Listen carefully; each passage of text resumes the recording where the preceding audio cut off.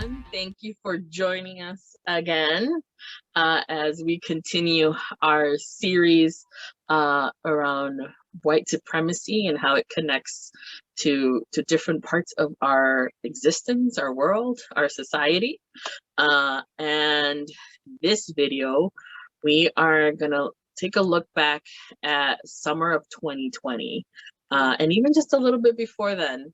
But it really came to head in summer of 2020, and we are talking about police brutality, anti-Blackness at that time when it comes to sort of police. And obviously we'll kind of touch on George Floyd, but we look back a little bit more into March of 2020, and we look at Breonna Taylor and talk to that and really just see the impact that it had around the time that obviously we're going through COVID, and we're still going through COVID, but also just the role that the white supremacist systems played in those whole terrible incidents and murders. There's no other way to put it, really.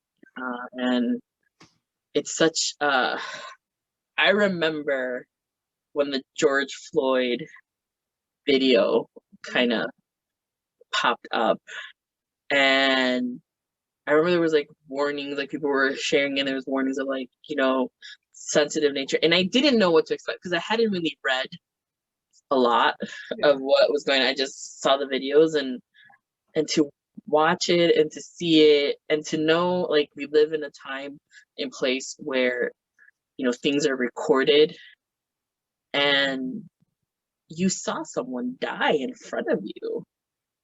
Right? You just saw it happen, and nobody did anything or could do anything. Like when I say no one, I'm talking about like people watching it. I'm not like the police.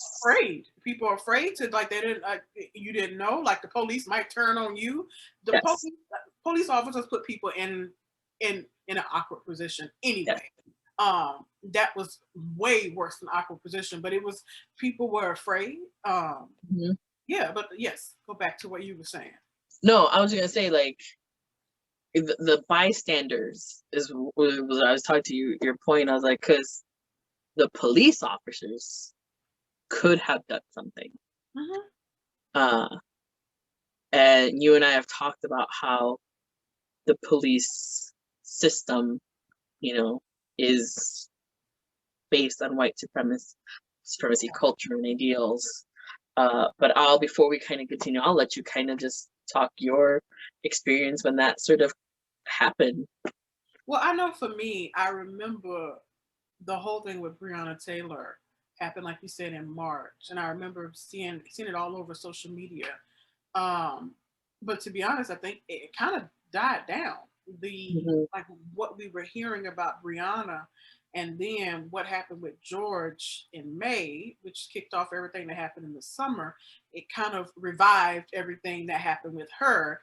And this is probably for a different episode, but I think it is very interesting that a Black man dies and this whole thing ensued, but a Black woman died in March, and Black women, just like Latino women, Asian women now, are dying the same as Black men or Latino men.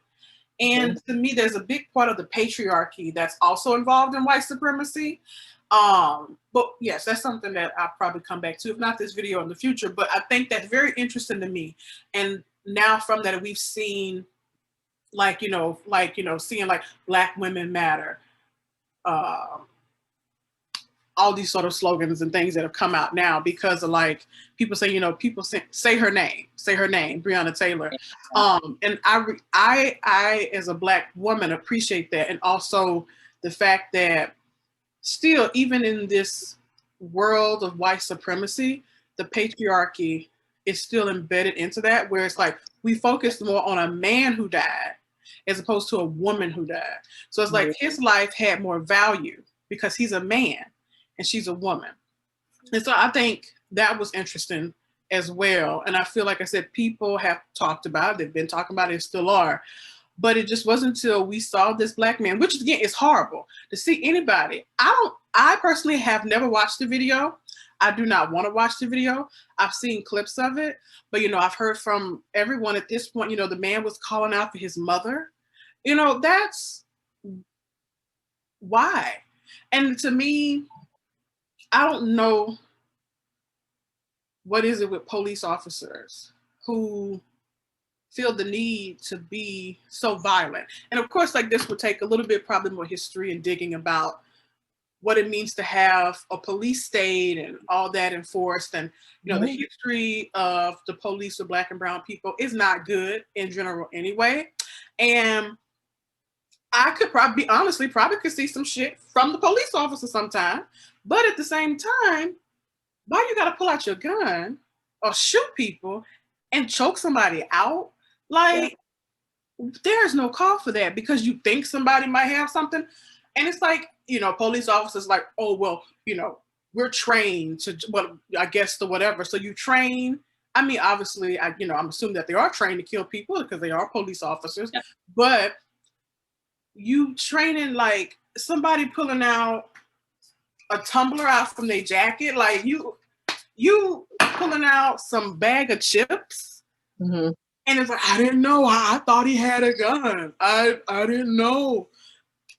Then take the time to find out. Like, the first thing is, if that person does have a gun, why are you shooting to kill? Yeah. You can shoot to injure, baby. Like, you can shoot them in the foot, shoot them in the arm. You ain't gonna try to kill them you don't have to shoot to kill. Like, this is not some terrorist you trying to run down or somebody that's committed some horrible crime and you had to shoot them. This is somebody walking down the street, eating a sandwich. They might be playing some loud music. None of this is a reason to kill somebody. Just say you kill them because you don't like that they Black or they brown. That's what it is. And so for me, it's this issue of just really not understanding that. I'm not an officer of the law. I never will be. I personally have never dated a police officer. I don't plan on it. But I know all of them are not bad people, of course. But like we said, there are bad apples everywhere. We got bad apples with Black folks. We got bad apples with Latino folks. We got bad apples everywhere. But that don't mean we got to go around killing people. And I think the fact that we have our phones nowadays, which is great. It's nice to be able to do what you need to do with your phone if you need to do something. But I mean, the whole thing, and I think with white people, really just, they got all up in ante last year, honey, last summer. We just have access to things 24 hours a day if you choose to. And I don't know if I necessarily would have recorded somebody's death, but at the same time, because that video was made, we now have that as evidence that you saw what happened. And so I go back and forth with that because I feel people always want to take out their phones and shoot stuff. But then again, these are things that have always happened. And I think I remember at the height of everything with George Floyd, and I was talking to one of my very woke friends, and she's also she's a Jewish woman, a Jewish white woman. So she understands too, because there's a lot of anti-Semitic things that of course has happened over the last year as well. So she gets it from that standpoint, like, you don't like me because I'm Jewish, okay. But her and I were talking, and one of her good friends is married to a Black man, and she's a white woman, so they are an interracial couple. And in my friend talking with her friend and her husband, him and I, she was saying that we were like on the same page in the sense where, like, this is nothing new. Like, not that we don't feel some sort of way about it as people of color or Black people, but people getting shot up for no reason, whether they Black, Latino, young, old, right, man, woman. It's been, hell, we have people that have been lynched in my culture. From the South. So this ain't nothing new, that the persecution of people of color. It's just now we all got a phone. and people can record it anytime something happen. And now white people, I don't know, it's just so interesting. White people, I feel like they trying to get it. They're trying to understand. Because I think for them, this was like the end. It was like, what the fuck is happening? Like, why are they killing black people? Some, yes, some. That is true, some. The more woke, the more woke ones. I almost said walk. I mean walk. The more woke ones. But yeah, they're just, I think for them, what happened last summer, because I mean, they out there protesting. I think white people just really felt like, I feel like for them, it was like the first time something really happened that they wanted to stand up and be a part of. Yeah. Again, I think it comes back to that privilege, which is the white supremacy, in that they could choose how they want to represent themselves in that. Like, they can choose that, okay, I'm going to choose this moment in time to stand up for human rights. This ain't the only time, and it's unfortunately not going to be the last time that something like this is going to happen. Obviously, what we're seeing with the Asian American community. And I think it's just, it's all very fucked up and fascinating.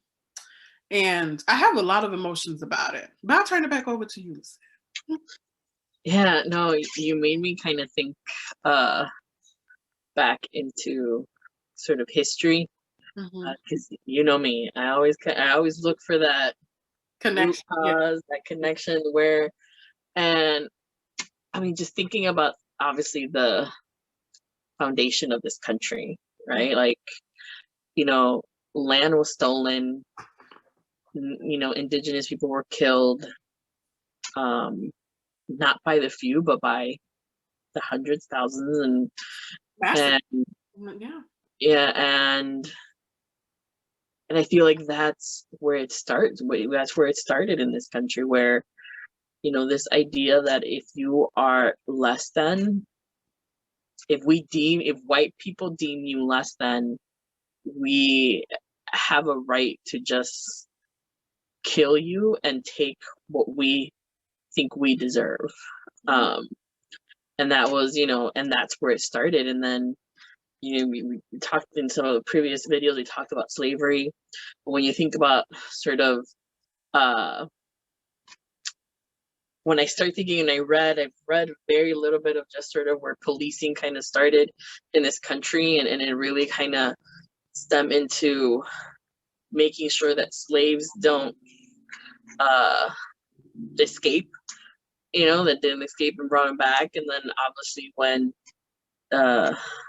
abolishing slavery in this country, but still saying like, well, you know, you can still be a slave if, you know, you go to jail, right? And that's, I feel like that's, you know, if you've seen the documentary 13, around that, and that's sort of where it kind of always stems. And you look at that, if that was the beginning, then the color of your skin was always going to determine if you were a threat or not. You know, and I think bring up a good point. Like, not to cut you off, but I know that documentary 13 talks about prison being the new form of slavery. Yeah. You know, and it will always be. And you know, I think of, you know, when you were talking about the patriarchal kind of notion of, you know, we it kind of came to head with George Floyd, but Breonna Taylor happened earlier in the year, but we didn't really have that uproar, I would say, and it made me think of a lot that I've seen more recently, and I know it's been happening far longer than just recently. Native women, indigenous women, and really that is not, you don't hear anything about that in social media, in the news, anything. Like, it's just, and it goes back to me, it goes back to that white supremacist thing of like, we can control the narrative, right? Because if you look at, you know, even if you look at media, whether it's social, whether it's, you know, TV news and things, like, the narrative is always controlled, and who are those in power that are controlling what we consume? Are white men Mm-hmm. Primarily. And I think, and you just kind of made me think about all these different things and just sort of like remembering, like, you know, the threat, because, you and I have talked about, like, even Black and brown men and, and others that go into the police force can actually perpetuate these notions because they are trained in this environment that has always deemed darker skin the threat. Yes. Like, no matter what, like, it's just, if they're not white, you got to treat them a certain way, and you have to expect the worst. So you never go into a situation with the white man thinking that they're gonna kill you, they're gonna shoot you, they're gonna, like, because that's not what you've been conditioned to think. But you will always go into a situation with the person of color, whether they're Arab, whether they're Latino, whether they're Black or whatnot. You're always gonna see them as the ones that are gonna hurt you. They're the ones. They're the threat. They're the ones that you have to treat, a certain way. You have to be more aggressive, because in every instance you see, there's always this aggressiveness from the police force towards women of color. Like, that's just this aggressiveness, and it's the first thing that you always hear. It is. And I wonder, like, going back to the root cause, is it because your skin's darker? What are you so afraid of? Are you afraid that people of color are going to treat you how you treated them if they become the majority? Like, I guess, and like, I think a lot of it is fear, and fear can turn into hate. But I'm just always so like, what do you fear so much? Do you fear because you've heard things about white men afraid of we got to protect the white woman, she might be this, she might she might be raped by the Black man, or all this type of stuff. But Right. sometimes, honey, she actually wants the Black man. So I just think, like, what are, like, these people who hold these ideas, these so horrible ideas, what are you holding on to? I think to me, it just feels like they're afraid that minorities are going to treat them how they've treated, like how they've treated them if Mm-hmm. they were to get a chance, which is actually really sad. You think somebody would treat you fucked up because you've treated somebody fucked up. I mean, I'm a person that's very bent on like pettiness, so I don't know. But I do, I'm like, what are they, like, what do you, like, why do you feel the need? Just like, I Yeah. mean, you mentioned about having the runaway slave, and they're like, I got to bring back the slave. Now, in that instance, that's because that slave was a commodity. That was a price on that person's head. So you Yeah. got slaves running away. The white man is out here losing money, and he didn't like that, so he wants you to bring your ass back here. Now, I'm not saying that's right, but okay, that was the reason. But why? I guess it's this ownership of other people. Like, you want to own people.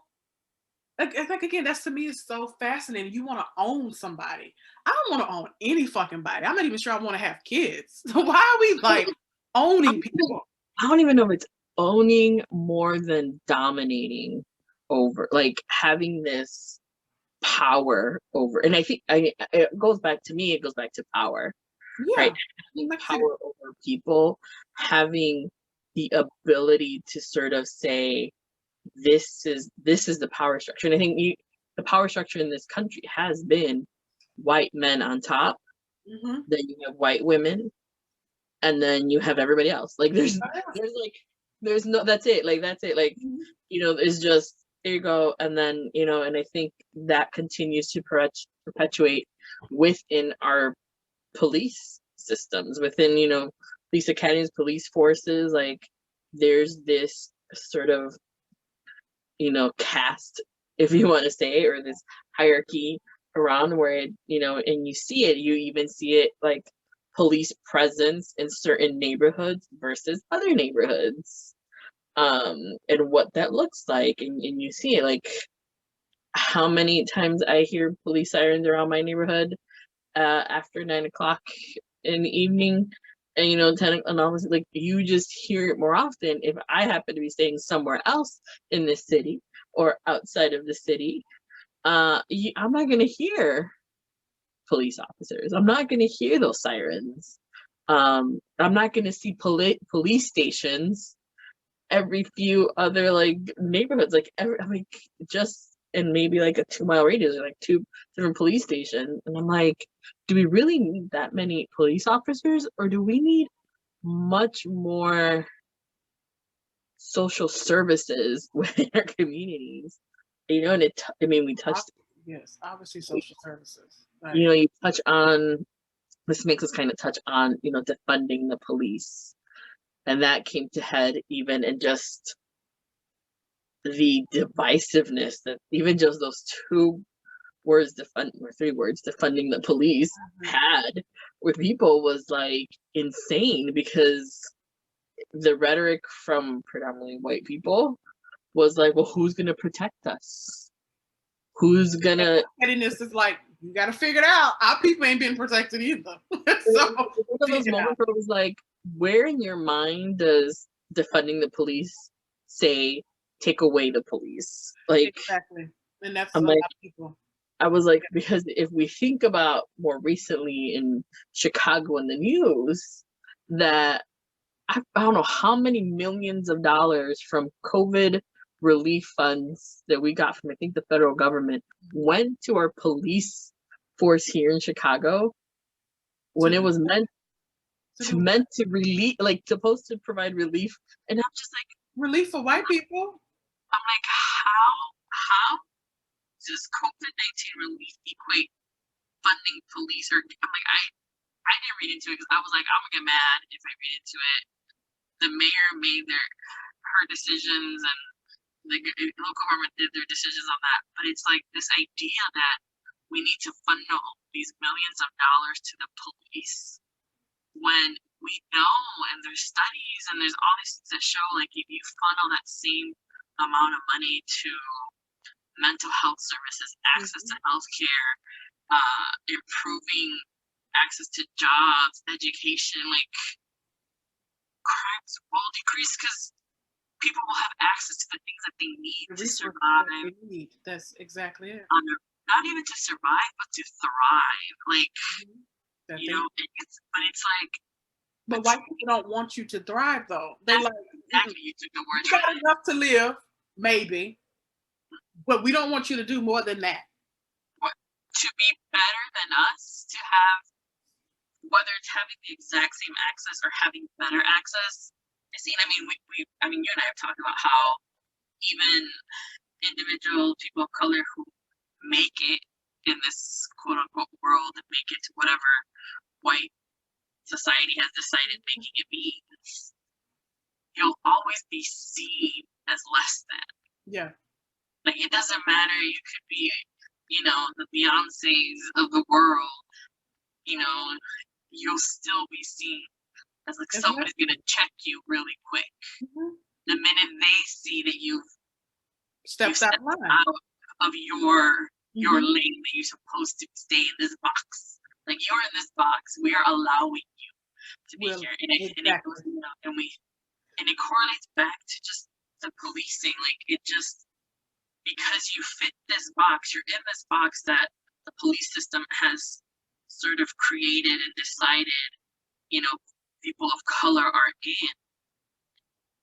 You'll always be seen a certain way, and we're going to respond as, no matter what the police officer's skin color is. Because I honestly believe that, you know, Black and brown police officers go into the force thinking that they can change the system, or they're going to be different.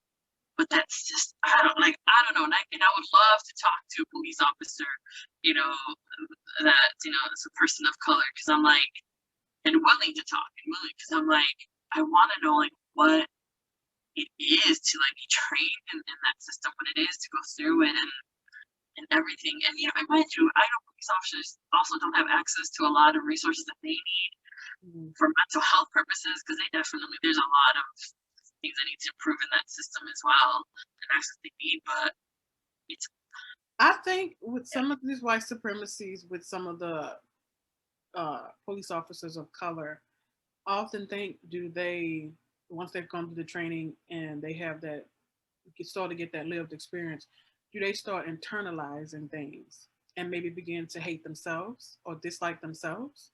And so, because like all these police officers that have been involved in these shootings have not all been white.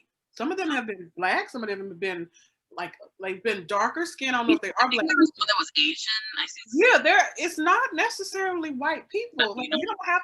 I think we've talked about it might seem like you got to be white to be a part of white supremacy, but we all a part of it, and because it's a part of the United States. It's what this country is built on. It's white supremacy. So it's in everything that we do. And so even if you're not white, I mean, hell, just because you made, the process you might have gone through to get admitted to college, that might be a part of white supremacy. And because that's just a part of the systems.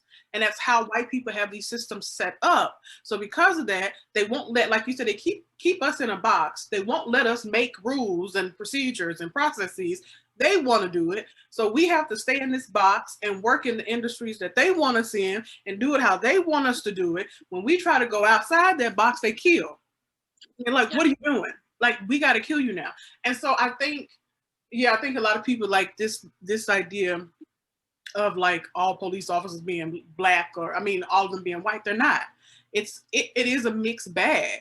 And so I do wonder if the police officers of color, do they start to believe some of these different things themselves and be like, like I said, they internalize it and begin to hate themselves, or start to hate their own people. Or have this, because you and I talk about how we have internalized white supremacist thoughts and ideals and things. Like, when you go into the policing system, do those things just naturally come out, and you just start, because it's so internalized, we're so conditioned to think a certain way, that we're in this system, it just kind of triggers everything that we've been taught to fear, or like everything, and it's just sort of like, not so much that you start believing it. Not so much that you didn't have it before, but you had it, and now you're in a system that's going to amplify it, and is going to take what you've sort of been conditioned and internalized, and sort of make you be like, oh, even as to your point, like, they start believing and start thinking the same things that others think about their own communities, like our community. Fuck up, because the white supremacy is set up to benefit white people. Yep. When black people or brown people, Asian people start acting or whatever, just acting black or operating in these systems, and it's like, if you're operating in these systems and it negatively affects you, you don't give a shit. But if you start operating in these systems and you're now the VP of this company, we don't like that. Because white supremacy is set up to where you shouldn't be able to get here. Now, something negative, yes, but because white supremacy is set up to only serve white people, when people who practice, yes, I did say practice, people who actively practice white supremacy see that people who are not white are being successful using these white supremacy tactics, or whatever we want to call them. It's like, wait a minute, what are we doing? Like, you're supposed to stay in your box. They'll allow maybe one or two, to kind of, but when it starts coming up where there's just way too many people that are stepping out of this box, out of this sort of thing that we expect you to do, and to your point, like, when you think outside of like policing and just sort of the world and sort of society, especially in the US, like, you start becoming the VPs, you start getting into these senior leadership positions, you start making decisions on policies that need to be changed. Or you the Beyonce, like, you are Beyonce, you are Rihanna, you are influencing things. And it's like, oh no, we gotta find a way to not knock you down. Or the minute you make the tinsiest mistake or the tinsiest, bad decision, I told you, they weren't cut out for it. They're not cut out for it. And it just doesn't affect you at that point. It affects every person that looks like you or is adjacent to looking like you, because it could be a black woman, and if it's a black woman, like, everybody, Asians, Latinos, like, they can't. Look at this. We gave one of them a shot. Exactly. We gave you a shot. We allowed you to be out of the box. Now you're showing out.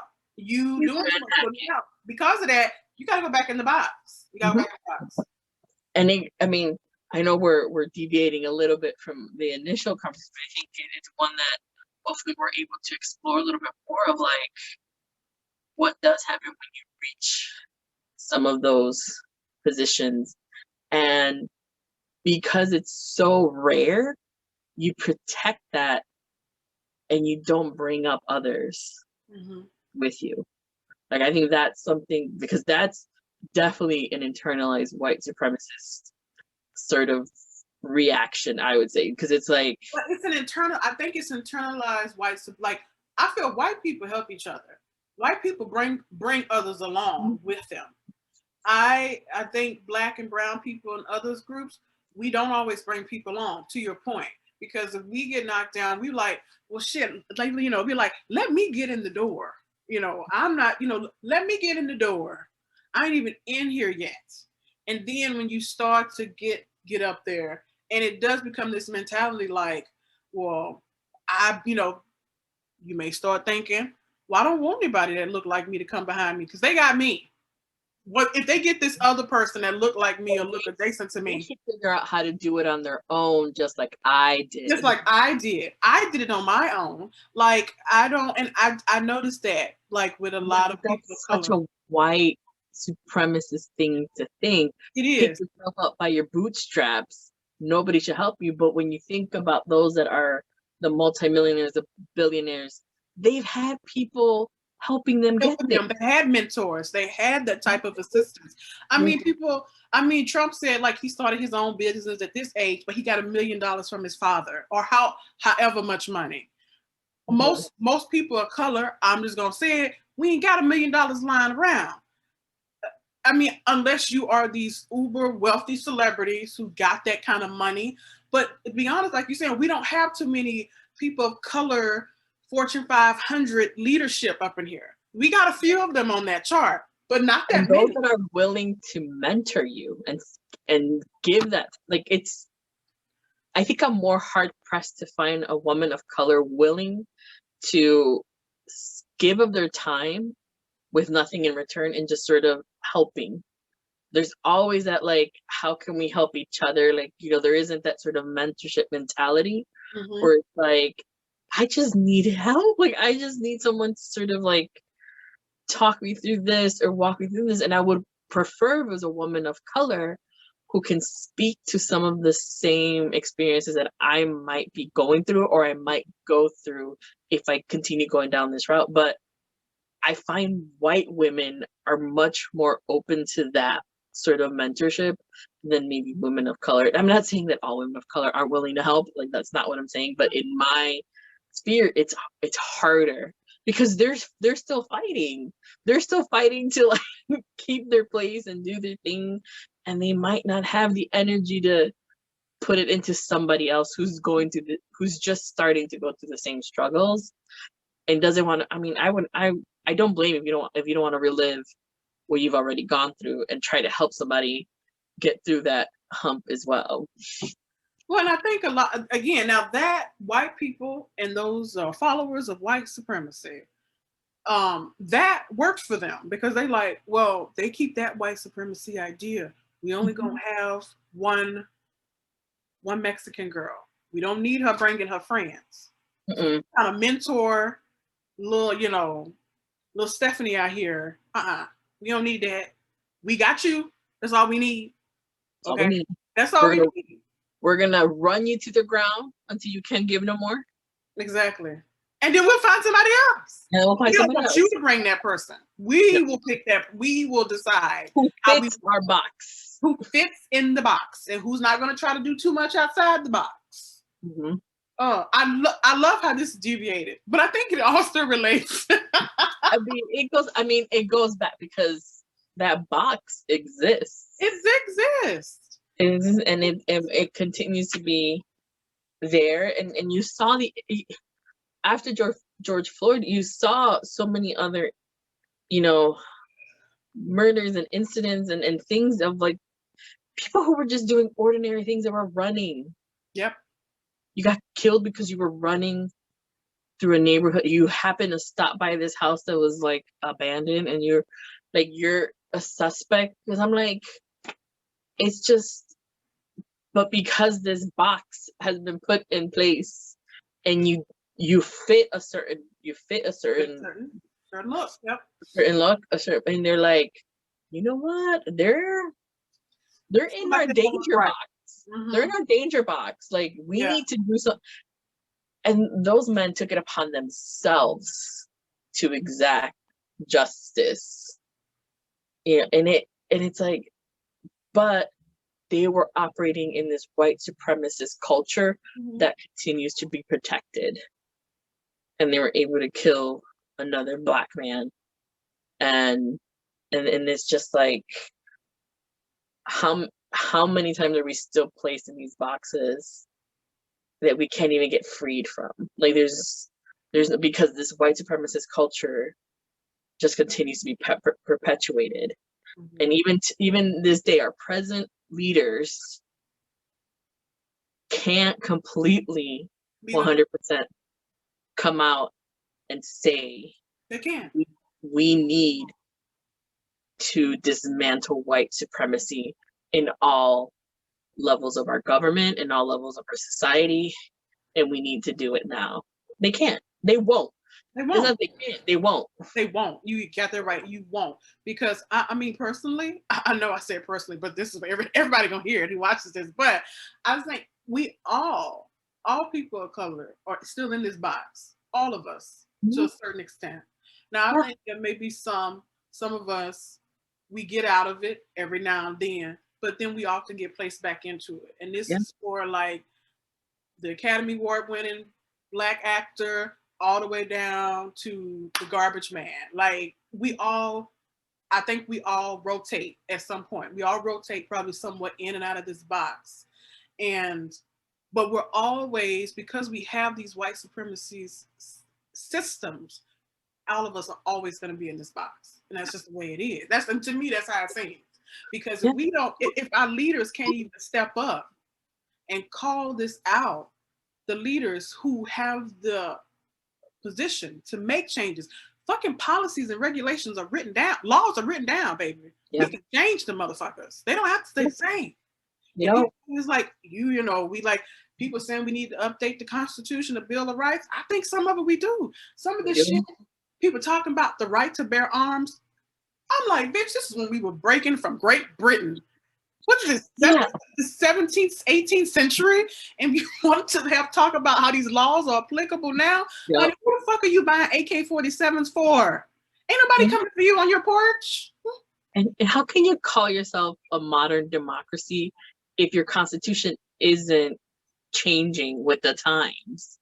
If your policy, your like all these things, like, how? Because we're still operating in the 1700s like mentality, like, when this was written, like, no, the world has changed. Like, we are no longer the United States of 1776 and all. Like, we're no longer, like, it's 2021, y'all. Like, we need to update some shit.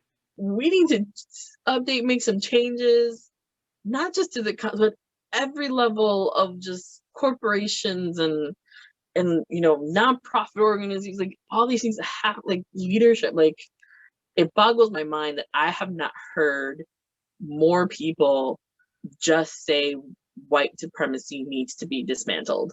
Like, just more in every sector, like, and I guess I think I said earlier, like, you hear racism because racism is like, oh, it's an issue, it's this, but I'm like, that's great, but if you don't get rid or dismantle the cause of it, then you can talk about racism all day and night, but you're not getting rid of the actual problem. No.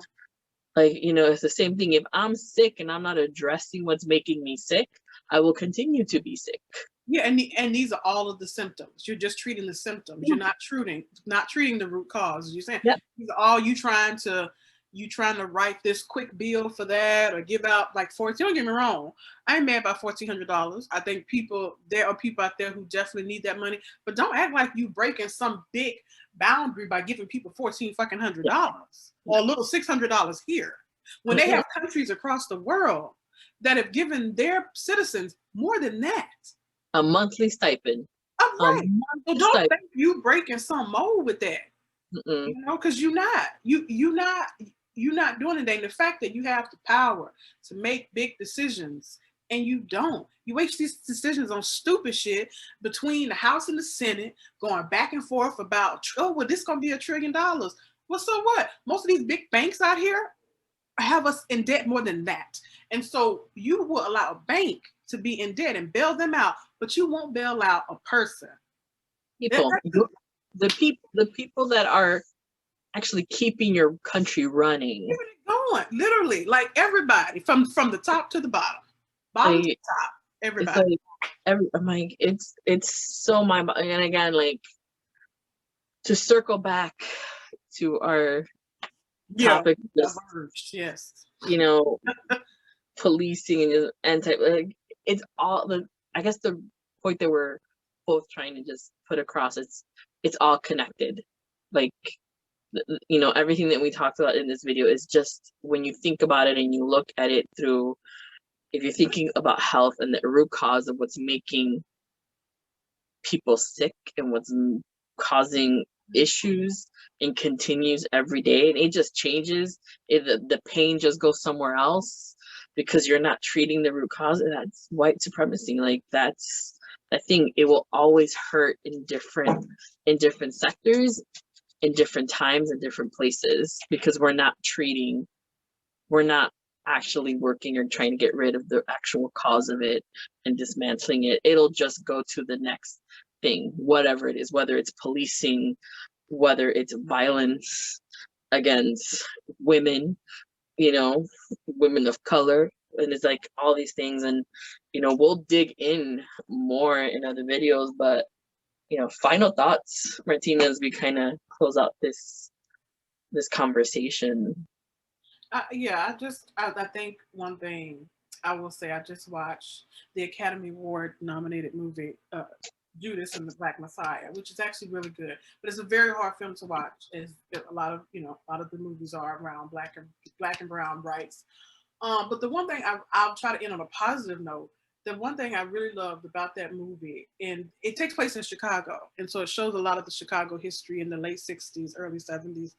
And the thing that came out of that was the Rainbow Coalition, where you had these prominent gangs in Chicago that, whether they were these poor Southern white kids who basically, I don't know if they're all Southern, but these poor kind of white Appalachian white people who had formed their own club came together. Actually, as I have my little tablet here, give you the names of them because I feel like it's worth mentioning. So you had the Young Patriots, which they were the kind of lower class whites. You had the Young Lords, who were the Latino organization, and then you had the Black Panther. And a lot of what Fred Hampton was trying to do was unite all these different colors of people, so that way, I think you and I have said this, if we can get all of us that's been mistreated, and don't have to be black, just like here they had the Young Patriots, well, some white kids, if we can get all of us can come together, we can just do so much. We can get so much change. And that's why that's such a great moment to me. Well, I actually almost cried in this movie because it was just like the way Fred Hampton was really trying to unite all these people that have been oppressed and vulnerable, and bringing people together. And I wish we had more of that. I think we see it a little bit here and there, but I just really wish people, because everybody is for self. They only think about themselves. Yeah. And people who look obvious is what we're talking about. That who look like them, who can identify with them. But you're not going to get anywhere. You're not going to have equity. You're not going to have equality if you're only focusing on you and people who look like you. And, of course, fast forward to like the Asian Americans, like everybody trying to step up and help, because, again, we get all these groups of us together, from the, Muslims and the Asians, the Black Latinos, the poor whites, or whomever, everybody come together. Boy, but that would be something. And that's something that, personally, I don't think white supremacy is not, they ain't ready for that. I think a lot of people are not ready for that, which is why we can't even get leaders to say white supremacy. But Yep. I do think it would just be spectacular to have everybody come together and do something to affect change. How you're always talking about, we don't demand much from our government. If we had all of us together, we could get some shit done. We all could get some shit done. And that's my final thought. Yes. With that note, if you all resonated with anything or have thoughts about anything we talked about, particularly when it comes to sort of that coalition building, I know you hear that phrase a lot, but it just hasn't happened. And how do we get there and how do we do it? And, you know, we can definitely dig into the role that white supremacy has in that, in sort of stopping that and not allowing that to happen. But we thank you for joining us, for listening, for commenting, and you know, we continue to look forward to the next video and what those topics will be. And like Martina mentioned, you know, the Asian American is definitely one that we are gonna dig into, thinking about white supremacy and medicine and the medical field. You know, white supremacy and coalition building, the impact it has on that. There's just so many things that White supremacy and Christianity. Yeah. And we're definitely digging into a lot of these things. But if you have any recommendations, any thoughts that you want to hear, please drop in the comments. And yeah, we'll see you next time. Take care, everybody.